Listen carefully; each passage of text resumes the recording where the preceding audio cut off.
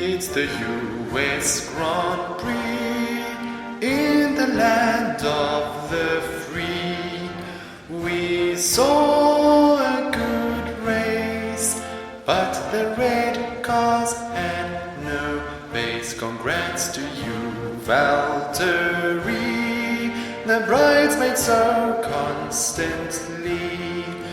You had a good win, but we chucked that in the bin. Since your teammate had won and the championship was done, Verstappen was close, but his attitude was gross.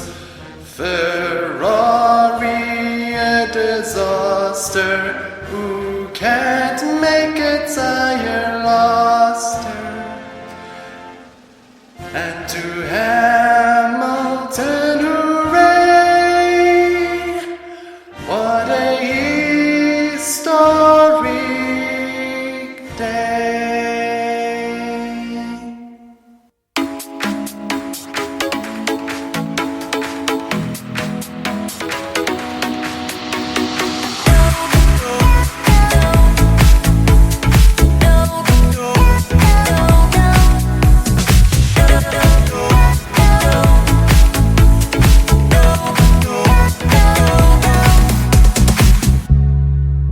Hello and welcome to the TF1 Show's recap of the United States Grand Prix.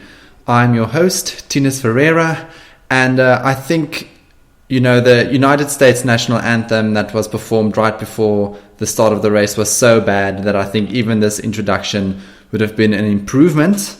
But in any case, I digress. I think we just need to firstly congratulate Lewis Hamilton for winning an incredible 6th World Championship. He has now cemented himself as one of the absolute greatest drivers of all time, and he is in a golden position next year to create more history and emulate Michael Schumacher's 7 championships. Now, I think today's race performance perfectly illustrated how complete a driver he has become, and I think let's start with him when discussing what happened during the race, because a drive from 5th to 2nd is always going to be a great one, especially with the super talented and closely contested field up front, and I think Hamilton used the perfect balance of race pace and tire management to actually maximize his potential race. Now, he had a slightly off-color qualifying. I think it's easy to admit that. It was quite close at the top with Valtteri Bottas taking pole position and Sebastian Vettel and Max Verstappen in 2nd and 3rd, less than a second off pole position. Charles Leclerc, they've sort of slotted himself in there, and then Hamilton coming home in 5th place, about 2/10 off.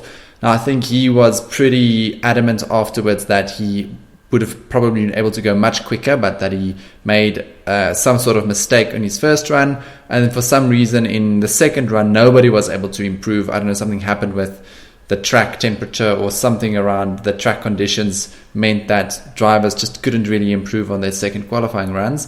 But despite that, he was quite negative and quite down after qualifying, quite hard on himself, and I think probably just the idea of going out or at least winning the championship in a blaze of glory seemed less likely then, given he was going to be starting from 5th on the grid. So I think that's probably why he was so disappointed. That, and obviously the fact that he just didn't do such a good job. But, the next day, and we got to the race, and he made quick work of the 2 Ferraris in the opening lap, and he was up to 3rd by the end of the opening lap. And I think that basically put him in the position to challenge for the win. And he had a very nice overtake on Sebastian Vettel around turn 8, the outside of turn 8, which was a nice little bit of racecraft that we sometimes forget Hamilton possesses, and he makes it look so easy in a way that it doesn't seem like such an impressive overtake. But on second thought, and if you go back and look, it was actually pretty nice what he was able to do. But in any case, so after lap 1, he was running in 3rd, then very much in the contention for the win, and he was closing up on Max Verstappen throughout the opening stint. And and then I think the first round of pit stops started, and I think surprisingly, I thought that I was of the opinion that most people would try to do the one stop, given how long the tires lasted in Mexico. but actually it seemed like the tires degraded quite a lot more quickly than what the teams anticipated. And when Max Verstappen made his pit stop after running a couple of laps on the medium tires, I think 14 laps or something like that, Bottas followed him in to cover the potential undercut, and that meant Hamilton was in the perfect position to go a bit longer and to see if he can make a one-stop work. So I think it was him and Daniel Ricciardo and Sergio Perez that made a one-stop work really well. And Hamilton actually gained time relative to Bottas over the race distance and I think it turned out to be the weaker strategy, the one-stop. So I think we can doff our caps to the man of the hour just for making that strategy work so well for him, given that I think he probably... It could have been a lot worse for him. I think he did really well to maintain a reasonable pace and to still somehow keep his tires alive to the end of the race. And as his race engineer, Peter Boddington, said over the radio at some point that they're actually not sure whether the tires would be able to make it to the end of the race. So I think Hamilton made the best of a not so great strategy, it turned out.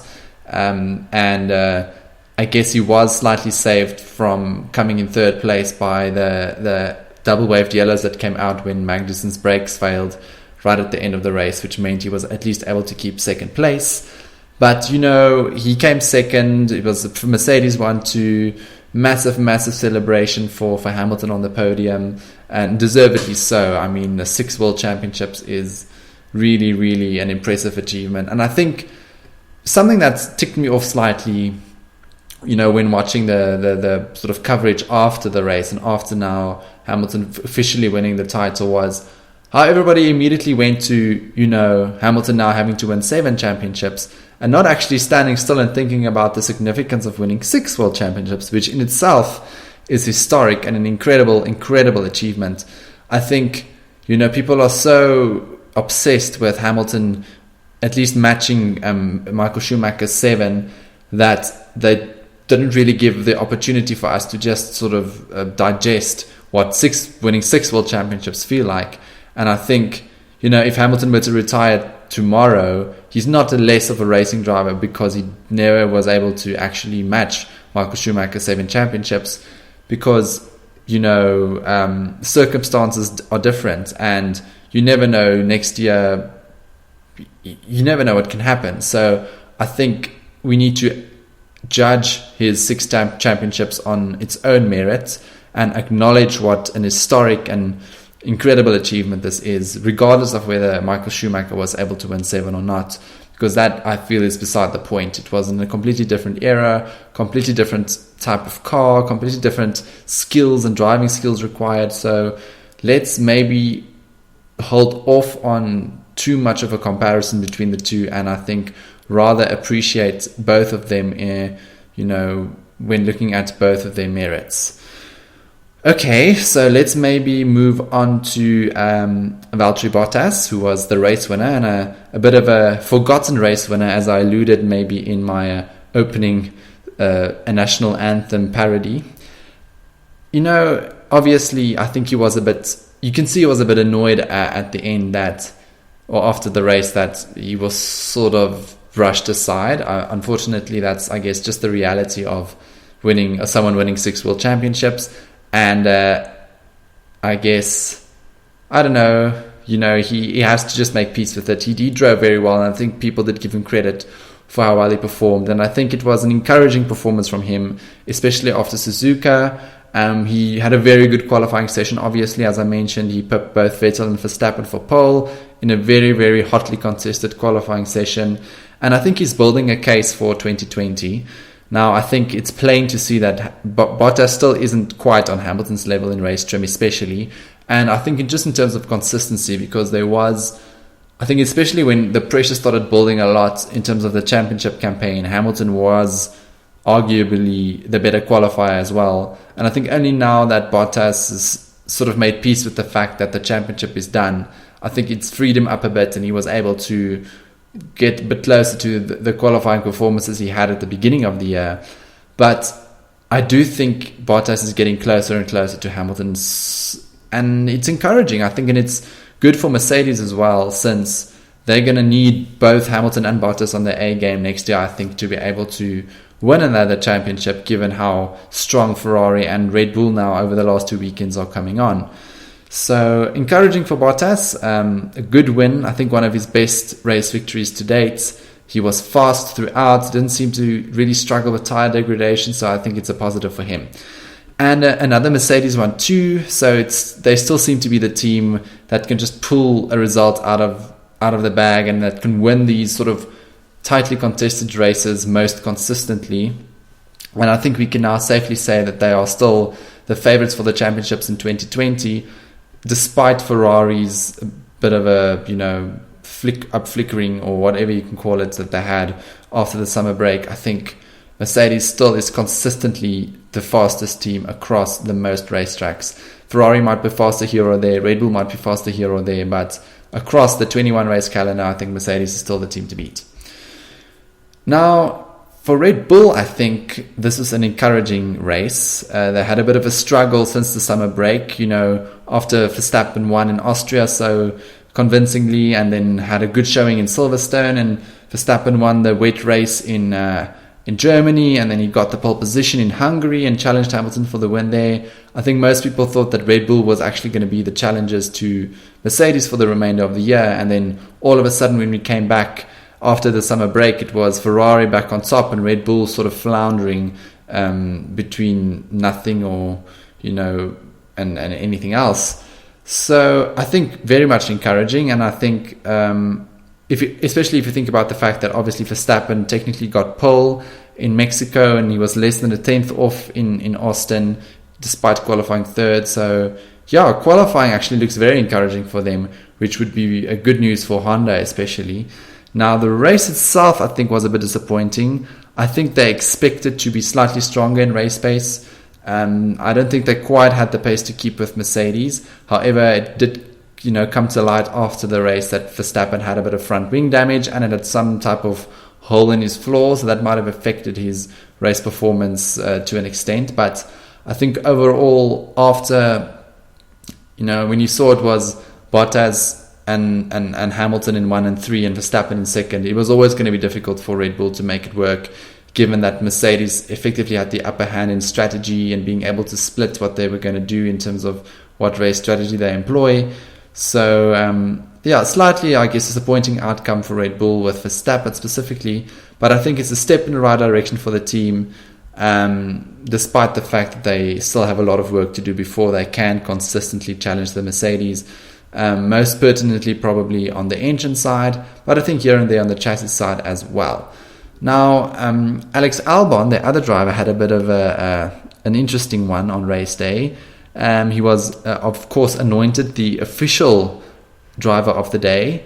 And I think there's a good argument to be made for why he deserved to win driver of the day. He had 3 pit stops after he got sort of pincered in the first corner between Charles Leclerc and Carlos Sainz.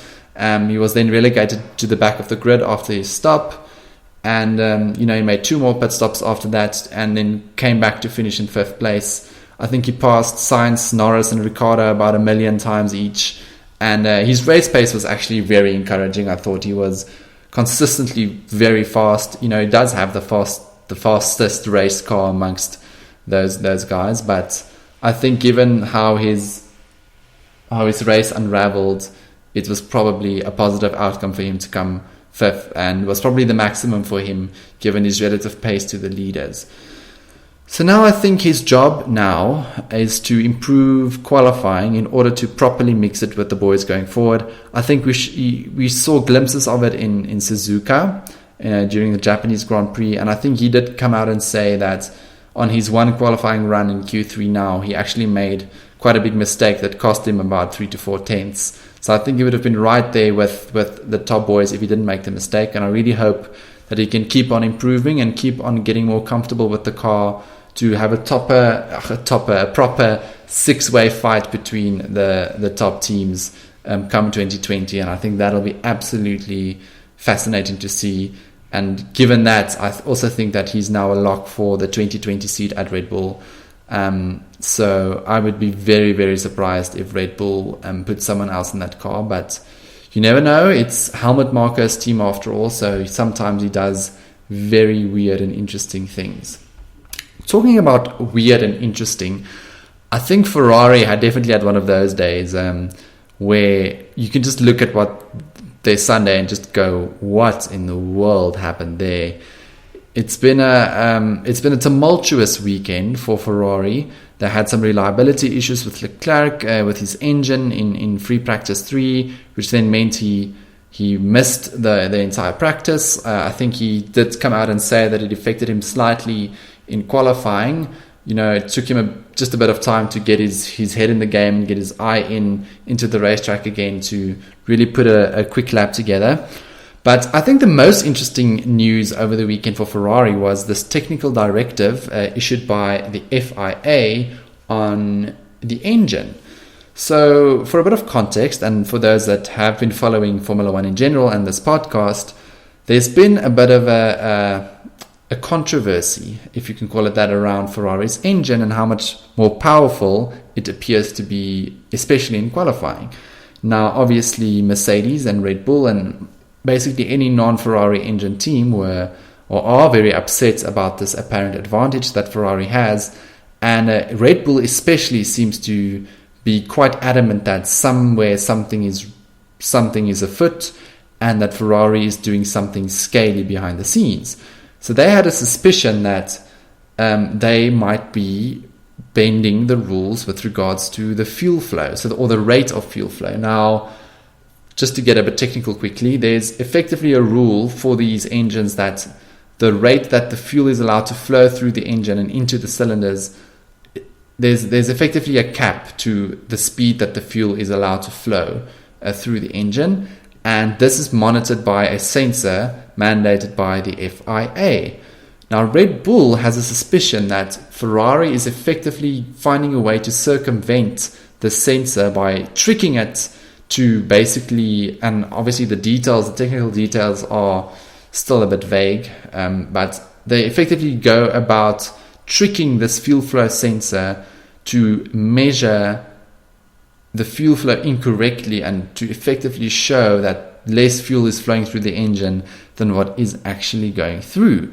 Now, the FIA issued a technical directive after this inquiry by Red Bull, where they basically asked and said, listen, FIA, or listen, Formula One, is this legal or not? Because if it is legal, then they, as Red Bull, would like to pursue this avenue as well. And obviously, they came out and said, no, it's not, because it's literally a direct infringement of the actual fuel flow rules. And then obviously they then issued this to all of the teams and said, listen, it's not allowed. Then people were obviously very interested to see what's going to happen to Ferrari's engine advantage. And lo and behold, actually the advantage that was about 7/10, I think, on the main straight in Japan was all of a sudden about 2.5 in Austin. Now, immediately people were suspicious in qualifying and said, no, but now look, they issued this technical directive and look what happened to Ferrari's qualifying pace and straight line performance. And I think now some people, and I think it's very important, and it's mentioned on other, media sites before this, that correlation does not necessarily mean causation. So just because Ferrari happened to be a bit slower on the straights during this race doesn't necessarily mean that the technical directive is the reason for that. It is a bit more of a downforce limited circuit in a way. So Ferrari did admit and say that they put on a lot more downforce between the Friday and the Saturday to improve their corner performance, which then meant obviously that a higher downforce and higher drag means slower straight line speed.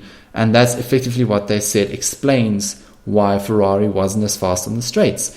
But now you get Max Verstappen, who immediately after the race in the press conference, or apologies, not in the press conference, but to the Dutch media, came out and said, when they asked him whether he was surprised at how much slower Ferrari was during the race, he came out and said, no, he wasn't surprised because that's what happens when you cheat.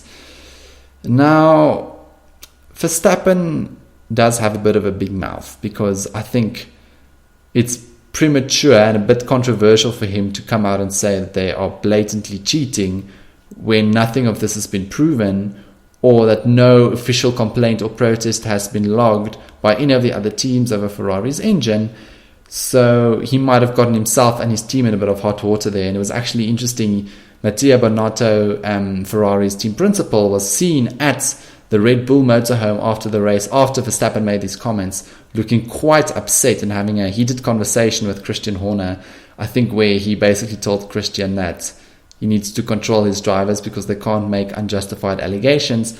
And I very much agree with Bonotto here. They've been very upfront about their innocence around the engine, and that they keep saying that if the teams want to complain about the engine, they need to log an official protest and then let the FIA investigate. And they are very much of the belief that the FIA won't find anything wrong if they do investigate. But anyway, so that's enough on the engine. Let's talk about qualifying quickly. And, it was still a close affair despite Ferrari's apparent lack in engine power, where Vettel was 100th off the pace in qualifying. Leclerc was very close behind after missing the whole of FP3. Now, the race was an absolute disaster. They couldn't seem to switch on the medium tyres at the beginning of the race, it seemed. Lewis Hamilton streaked past both of them on the opening lap, which made them seem a bit ordinary. And Vettel, after that, got overtaken by Lando Norris and Daniel Ricciardo quite quickly, which then meant that he was running in 7th place by the time that his rear suspension completely disintegrated over a curb. That, ruined his race, obviously, and it meant he had to retire. But the pace that he was showing before the suspension actually broke, it wasn't all that encouraging for him regardless. So, I think people are wondering whether, there was an inherent flaw in the suspension by the time the race began, and that's effectively why he was so much slower than everybody else. And I think at least there's merit to that theory, but we'll never know. Or I guess Ferrari will maybe tell us in 2 weeks' time whether this was actually the case. Now, that meant Charles Leclerc was the lone Ferrari left running the race, and he was struggling to lap within a second of the leaders over that opening stint. And, it was a horrible first stint on the medium tyres, and he came out afterwards as well and just said it was shockingly bad. And they were dropping back so quickly you couldn't believe it. And, they pitted for the hard tyres, and I guess it was slightly better, their pace relative to the leaders. But again, Ferrari was always aiming to do a 2-stop with Hamilton on a 1-stop, and Leclerc was still not lapping as quickly as Lewis Hamilton was on the hard tyres, despite the fact that Hamilton was saving hard tyres like a madman, trying to somehow make a 1-stop work during the race. So people do say that, I think, also the fact that Charles Leclerc was running an old engine due to his engine braking in FP3, it contributed to this issues that they had in terms of their race pace. But I think, the car was just slow. I think it was just a track similar to the Hungarian Grand Prix, where it didn't suit their car, sort of was hidden in qualifying trim, but in the race situation, the tire degradation was too high, couldn't get the tires to work properly. And I think it shows that Ferrari, they've made progress over the year, but I think this race shows that they still have some progress to make in order to be fully competitive in all tracks, similar to Red Bull, and I guess similar to Mercedes. It's interesting now that I think each of the 3 teams have different strengths and weaknesses, and whatever type of track and whoever nails the setup the best over the race is going to win. And it's not necessarily such a clear-cut thing with regards to who is going to come out on top in any given situation. Now, obviously, the midfield has just been competitive the whole year, and it's been so wonderful to see the midfield battles.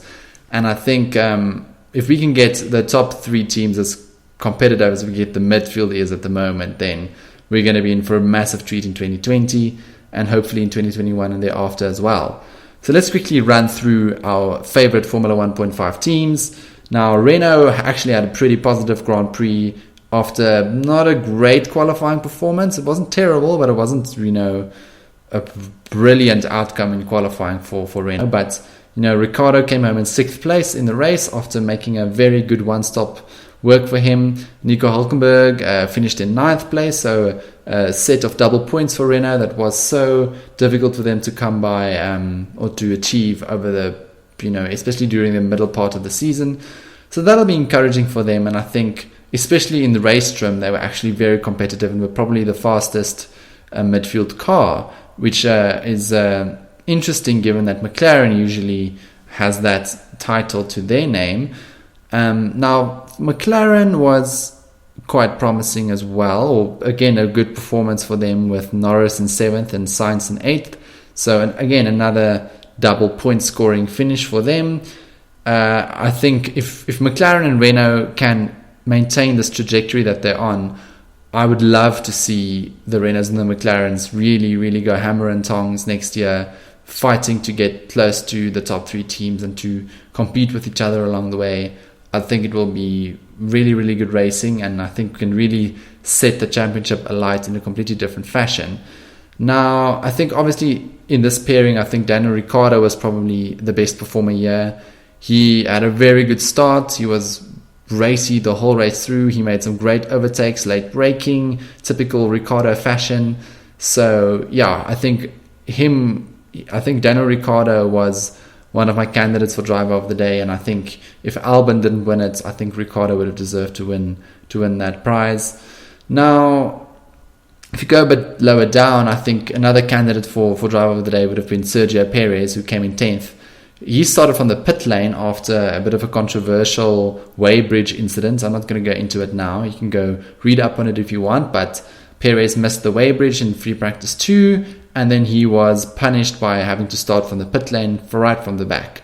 Now, driving from the pit lane and to finish in 10th place is a very good achievement and a very Sergio Perez thing to do, given how good he is on the tires and given what, the tire management for this race was going to always be quite important. So a very good drive by Sergio Perez, with Lance Stroll coming home in 13th place. He had a bit of an anonymous race, so not really much I can say there. Alfa Romeo, Kimi Räikkönen also had a very good race given the circumstances. Obviously, that car seems to struggle at the moment. Something's wrong with either pure performance or setup, or I don't know what the situation is, but yeah, the Alfa seems to struggle a bit. So for Räikkönen to finish in 11th, right off the points, is actually an encouraging performance. Now his teammate Antonio Giovinazzi came in 14th place, and it's just been announced that Giovinazzi is going to stay on at Alfa Romeo next year, which is obviously then great news for him and great news for Italy, but horrible news for Nico Hulkenberg and Nico Hulkenberg fans, of which I am one. I think it's a travesty that he is no longer in Formula One. I think for so long, he was the best of the rest in terms of, after the top 3 teams, he was always the one that was sort of mopping up the points after the top 3 teams cleaned up. And for someone of his skill and his consistency, I think it's just very sad to see a driver of his capabilities to not be on the grid next year. But you never know, he might be back in 2021. I really do hope that he'll be able to be back, but I guess we'll see. Toro Rosso had a bit of a crazy race. They were actually surprisingly fast during the practice sessions, and I think they were, at one stage I thought it was going to be between them and McLaren for best of the rest. Now, Pierre Gasly was actually very impressive, especially in qualifying, and he seemed to be doing well in the race as well, but some late race incidents and tomfoolery amongst the midfield meant that Gasly actually ended up finishing in 16th, with Daniel Kvyat almost scoring a point, but when he wanted to try and overtake Sergio Perez, he pulled one of his banzai late break moves and took off Perez's front wing. He then got a penalty for that, and he was very displeased after the race about this penalty. The second race in a row where he got an immediate post-race penalty after a late race incident. So Daniel Kvyat was not a happy bunny afterwards, and he came home in 12th. Now Haas and Williams, I think we just lumped them together in their own little swimming pool of misery, because it's just been such a wretched season for both of these teams. Grosjean, I think, finished in 17th. Kevin Magnussen had a spectacular brake failure right into, after the long straight. Williams had to retire Kubica with hydraulics failure, and George Russell came home in 17th, 2 laps down. So not much to say there, except I really do hope these two teams can come back next year and compete better, because I'm starting to worry for someone like George Russell, because he's such a talented driver. He was last year's Formula 2 champion. He beat Lando Norris, he beat Alex Albon, and he's just floundering at the back of the grid, not really able to show his capabilities, because it's in a car that's so much worse than everything else. It's just very frustrating to see. Alright, let's move on to the TF1 awards for the United States Grand Prix. The Pastor Maldonado Award for Most Dunderheaded Deed is a tie between Max Verstappen making serious unsubstantiated claims and Daniel Kvyat making ridiculous attempts at passing and then throwing all of his toys when the stewards rightfully give him a penalty. The Lewis Hamilton #Blessed Award goes to all of the drivers on a one-stop strategy that was about to be overtaken 2 laps before the end of the race, and I'm looking at you, Lewis Hamilton and Daniel Ricciardo. Their bacon was saved by a rampaging Haas with exploding brakes, and the double-waved yellows at the ideal overtaking spot on the track effectively brought all of Max Verstappen and Lando Norris's progress to a shuddering halt. The Nico Hülkenberg Award for Unluckiest Driver has to go to poor Valtteri Bottas for producing an excellent race performance against his 6-time world champion teammate, only to be completely overshadowed by the championship celebrations and for everyone forgetting about him point blank. At least for this award, Valtteri, you'll get the appropriate amount of pomp and circumstance. Congratulations to the winners, and may this day stick in your memories for the rest of time. Now, ladies and gents, can you believe it? We only have 2 races to go before the end of the 2019 F1 season, and I can safely say that we still have many questions mulling about in our minds. Will Christian Horner finally relent and buy Max Verstappen a Red Bull branded muzzle before press conferences? Will Mattia Binotto finally come clean after attempting to fool the entire Formula 1 paddock and admit that he's actually Harry Potter's Italian bushy-head uncle? Will any of us ever recover after listening to Daniel Ricciardo's Australian version of an American accent? And lastly, will Ferrari's engines be back at full speed in Brazil? As always, much to ponder. And that's it for another episode of the TF1 Show. I hope you enjoyed it despite the slight delay and despite the average rendition of the United States national anthem. To conclude, I will now move on to the obligatory begging segment of the show, where I beg you to leave a review or a comment, or if you really are feeling friendly, to hit the subscribe button. I will then proceed to beg you to follow me on Twitter, where my handle is at the TF1 Show for my absolutely gripping takes on the world of F1, or to follow me on Instagram, where my handle is at the TF1 Show for my absolutely gripping takes of pictures. Looking forward to the next week, where I'll be back with another episode, this time back to my normal Monday slot. Bye.